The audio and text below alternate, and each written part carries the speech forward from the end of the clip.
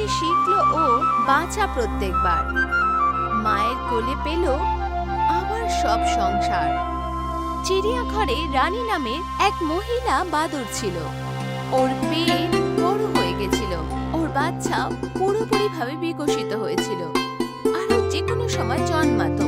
রানীর পদক্ষেপ এখন আস্তে হয়ে গেছিল। ও সাবধানের সাথে গাছের ডাল থেকে নিচে নামতো। তখনই ওর ঘরের দরজা খুলল। ভেতরে সোহম এলো। সোহম খয়েরি রঙের বন রক্ষকের জামা পরেছিল। ওর হাতে কাটা সবজি আর ফলে ভর্তি একটা বড় থালা ছিল। সোহম রানীর কাছে গেল। ও হাঁটু গেড়ে বসে থালা মাটিতে রেখে দিল। রানী সেটা দেখতে তৎক্ষণাৎ ওর কাছে এলো, কারণ ও ওকে অনেক দিন ধরে জানে। রানী কোনো রকম সংকোচ না করে সোহমের উপর চড়ে উঠল। সোহম ওকে একটু আদর করলো। তারপর ও একটা ফলের টুকরো উঠিয়ে নিজের হাত দিয়ে রানীকে খাইয়ে দিল। তাড়াতাড়ি খেয়ে নাও রানী, আমি তোমার ছোট অতিথিকে দেখতে চাই। রানী সোহমের হাত থেকে ফল খেলো। যখন ও ফল শেষ করে দিল, ও নিচে নেমে গেল আর জমিতে রাখা থালা থেকে খাওয়া শুরু করে দিল। রানী আরাম করে কাটা সবজি আর ফল খাচ্ছিল। সেই সময় সোহম আশেপাশে মন দিয়ে দেখল। জানি না যোগেশ কোথায় রয়ে গেছে, আমার সাথেই তো ছিল। ওই সময় যোগেশ দৌড়ে দৌড়ে ঘরের দরজায় পৌঁছালো। ওর হাতে একটা জেরি ক্যান ছিল।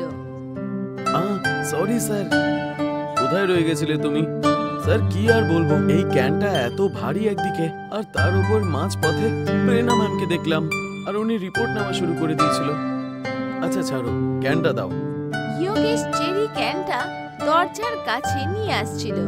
সোহম ওর দিকে তাকালো আর দুজনে মিলে জেরি ক্যান ওঠালো। তারপর ওরা ঘরের ভেতরে রাখা জলের পাত্রে জল ভরতে লাগলো। এমনিতে স্যার আপনি এটার ব্যাপারে বলেননি কিন্তু। সোহম হালকা হাসলো। এটা হলো রানী, এটা আমাদের এখানকার সব থেকে ভালো আর মিষ্টি বাঁদর। এদের স্পিসিসকে ক্যাপুচিন বলা হয়। হ্যাঁ স্যার, আমি এর ব্যাপারে আমার ডিগ্রির সময় পড়েছিলাম। কিন্তু এরকম কেন? আর যদি দেখা যায় তো ওর অরিজিনটা সাউথ আমেরিকার, আর ওর তো এখানে হওয়া উচিতই না। কিন্তু কেউ হয়তো বেআইনি ভাবে একে ইন্ডিয়ায় নিয়ে এসেছে, আর ওকে রেস্কিউ করে আমরা এখানে নিয়ে এসেছি যাতে ও ভালোভাবে এখানে থাকতে পারে। কিন্তু স্যার একে আমরা এর হোম কান্ট্রিতে ফেরত দিয়ে দিইনি কেন?